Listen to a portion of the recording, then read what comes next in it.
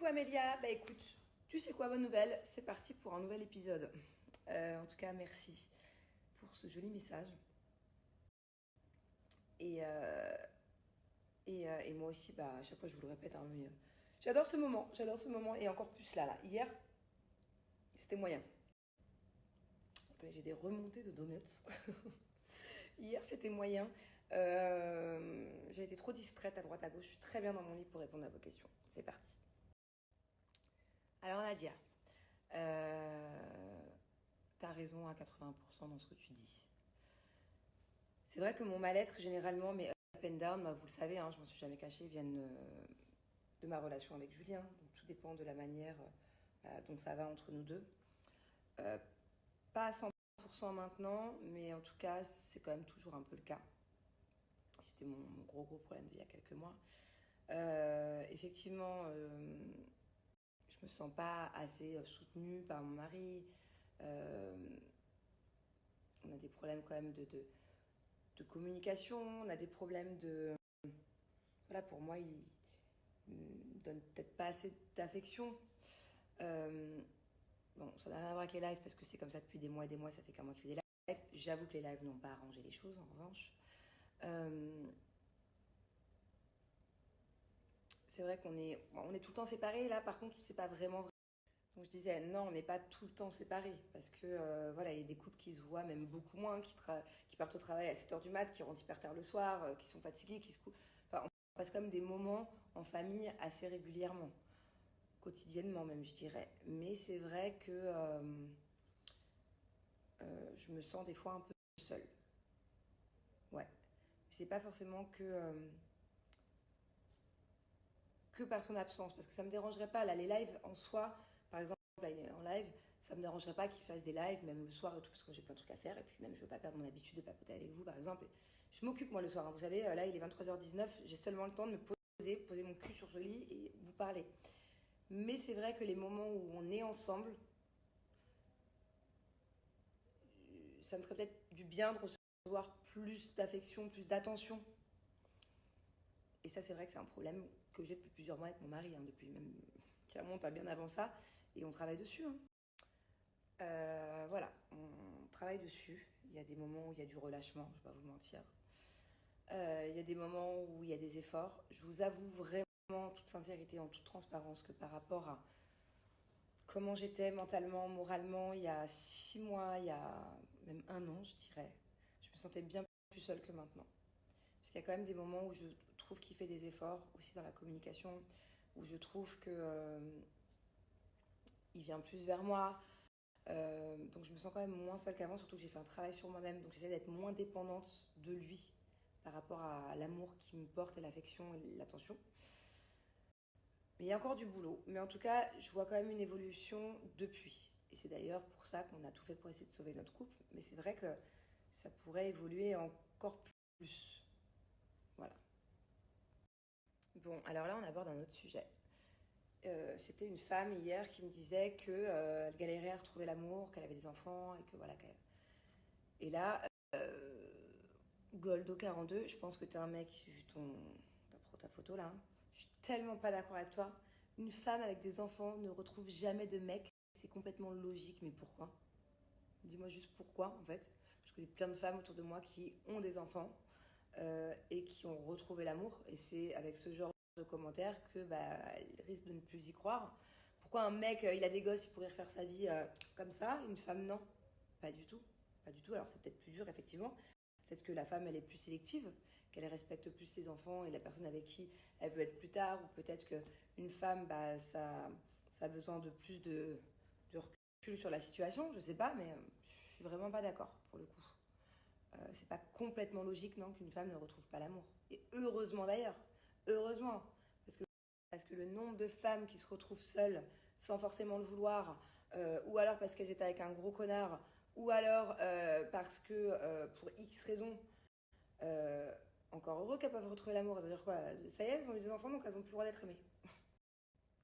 Pour ou contre les sites de rencontres, je suis pas contre, quoi. C'est pas quelque chose que je déconseillerais à quelqu'un qui est à la recherche de l'amour. En revanche, bah, je dirais effectivement de faire attention parce que tu sais jamais qui est la personne derrière l'écran. Vous savez, pour la petite anecdote, Ah, je sais pas si je peux la raconter. Ok, je vais le tourner autrement. J'ai quelqu'un de ma famille qui était sur un site de rencontre. À la base, je sais même pas si c'était un pur site de rencontre, mais en tout cas, c'était un forum ou un truc, bref. Et elle a commencé à parler avec un mec. Et cette relation, à travers l'écran, a duré des années, genre je crois 2-3 ans. Et moi, au bout de 2-3 ans, je lui disais, mais attends, réveille-toi. Je suis sûre que la personne à qui tu parles, c'est pas la personne à qui tu parles à tout moment. Je sais pas, c'est un gros pervers, je sais pas, c'est pas la personne que tu t'imagines. Genre, j'étais la première à lui dire, allez, c'est bon, stop, 2-3 ans, c'est chelou. Le mec, il veut pas te voir, chelou. Et en fait, non, il s'avérait que la personne était juste introvertie, était trop timide pour rencontrer. Je disais, la personne était donc trop timide pour n'osait pas, en fait, tout simplement rencontrer cette personne. Et au final, bah, ils sont ensemble et ça fait autant que moi et Julien, au moins, ça fait genre 8 ans. Donc voilà, après je dis pas que c'est tout le temps la même histoire, mais bon, voilà. Et puis il me semble, hein, parce que moi je n'ai jamais été sur un site de rencontre, et encore moins dans notre génération, il me semble qu'il y a beaucoup de personnes pas sérieuses, genre. Il y a beaucoup de mecs, ou même de meufs, ou je sais pas, qui sont un peu à la recherche de points d'un soir, non? Est-ce qu'il y a des. Dites-moi d'ailleurs, est-ce qu'il y a des sites de rencontre, genre il y a écrit genre site de rencontre sérieux, genre c'est que pour les personnes qui veulent l'amour? Ça existe? Ou tu peux quand même te la faire à l'envers par un mec qui aurait te fait croire qu'il veut l'amour, mais en fait il veut pas. En fait, il faudrait qu'il y ait des sites de rencontres comme ça. Voilà, tu veux une nuit à une nuit. Tu veux la vie, tu veux la vie. Mais va pas dans un site de rencontre la vie si t'es une nuit. Bon, c'est une question à laquelle je vais répondre parce que on me la pose souvent. J'ai aucune idée, je me souviens plus de combien de prothèses j'ai mis.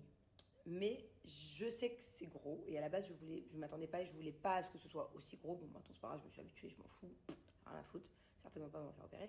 Mais j'ai pas eu le choix. Il faut savoir que moi à la base, déjà de base, j'avais pas forcément une très belle poitrine, mais encore moins après l'accouchement des enfants. Mais vraiment, c'était un carnage. Enfin, en tout cas, psychologiquement, pour moi, ça allait pas. Voilà, perte de confiance, laisse tomber. Un calé là, ça allait pas. Et en fait, tous les chirurgiens que j'ai vus, tous, ils m'ont dit, il faut faire l'encre, vous savez, la cicatrice encre. Parce qu'il fallait un peu remonter et pour avoir un joli aspect, il fallait faire la cicatrice encre. Et le seul docteur que j'ai trouvé après 100 docteurs qui m'a dit, mais non, moi j'arrive à te le faire sans encre. Et bah, la seule personne qui m'a dit, mais pas du tout, moi je peux te le faire sans encre, après des années de recherche. Et bah, en fait, il m'a dit, par contre, la seule solution pour faire sans encre, c'est de faire plus gros. Et après, je pourrais faire un truc qui fait en sorte qu'il n'y a pas besoin d'avoir une énorme cicatrice. Et au final, je suis sortie de l'opération. Et quand j'ai enlevé les bandages, c'est une opération un peu. Voilà, c'était à la glu, en fait. C'est pas une cicatrice à l'aiguille avec un fil, c'était à la glu. Donc tu peux pas toucher pendant un mois, donc tu vois pas le résultat, donc tu sais pas ce qui se passe sous le bandage. Et quand j'ai enlevé, waouh! Jamais de ma vie, j'aurais pu, avec ma poitrine, dans quel état elle était après mes 2 grossesses, à mes yeux. C'était pas non plus. C'était pas. Mais c'est. Voilà. Non. Jamais j'aurais espéré avoir aussi beau et pouvoir de nouveau me retrouver féminine à ce point-là. Donc au final, ok, c'est un peu gros. Je connais plus les CC, mais je suis très contente. Très contente de ne pas avoir eu la grosse cicatrice. Surtout que moi, je cicatrise pas très bien. Et coucou Dalia, écoute, j'ai mon cousin qui est dans la même situation que toi, un de mes cousins. Et du coup, je vais te donner le même conseil que je vais donner à lui. Voilà. C'est essaye de commencer déjà en amont à postuler dans d'autres emplois, des choses qui pourraient te plaire. Ne quitte pas ton travail tout de suite si par la suite tu t'y retrouves pas financièrement et que ça te foutrait dans la merde. Mais commence un petit peu, même si tu rentres tard à 21h, essaie de te prendre une demi-heure par jour pour envoyer des CV à plein d'endroits que tu aurais en tête. Et le jour où tu as une réponse positive, tu prends, pendant tes jours de pause, tu prends rendez-vous. Tu fais le meeting et si t'es prise, tu démissionnes dans l'autre. Tu vois ce que je veux dire? Essaye de trouver en avance. Comme ça, tu te retrouves pas, merde, j'ai plus de boulot. Tu trouves en avance et en plus, ça va te motiver du coup. Ça va peut-être te redonner un petit peu de morale. Bonne chance en tout cas, bon courage. Alors non, je n'ai jamais été aux Philippines. Ça va être un de nos prochains voyages. Voilà, ça fait déjà 2 ans qu'on a ça en tête. En plus, c'est vraiment un chouette endroit. Il y a des trucs très sympas à faire. Et j'aimerais du coup, à cette occasion-là, que les enfants de mes nannies nous rejoignent. Par exemple, je sais pas, si je loue une villa, ou si on va dans un camp de vacances, bah, que les enfants nous rejoignent afin de passer une semaine, par exemple, en vacances avec les enfants des nannies, mes enfants, parce que pour moi, c'est un peu des cousins, cousines. Enfin, vraiment, je vous jure, je suis pas dans l'abus, mais elles sont avec moi, elles vivent avec moi. On se connaît par cœur. Encore hier, avant-hier, elle m'aidait à rouler des nems à 22h et on se racontait nos vies. Bref, on est parti dans des délires. Et moi, je veux que ces enfants, ma fille, elle a tout le temps ses enfants en FaceTime. Donc, il y a quand même une proximité. Et ouais, bien sûr. Ça serait très compliqué de les faire venir ici ou dans un autre pays, mais aux Philippines, bien sûr que si on y va, je veux que les enfants soient là, c'est sûr. Beaucoup de personnes me posent cette question, donc je vais finir par y répondre. C'est vrai que on pourrait se faire un truc quand même, ça fait longtemps qu'on l'a pas vu. Je lui avais quand même proposé cet été, je sais plus pourquoi on s'était contacté cet été avec Benji. Mais voilà, vraiment, ce serait vraiment chouette de les croiser. Je n'ai jamais rencontré son fils d'ailleurs. Et voilà, il n'y a absolument rien contre eux.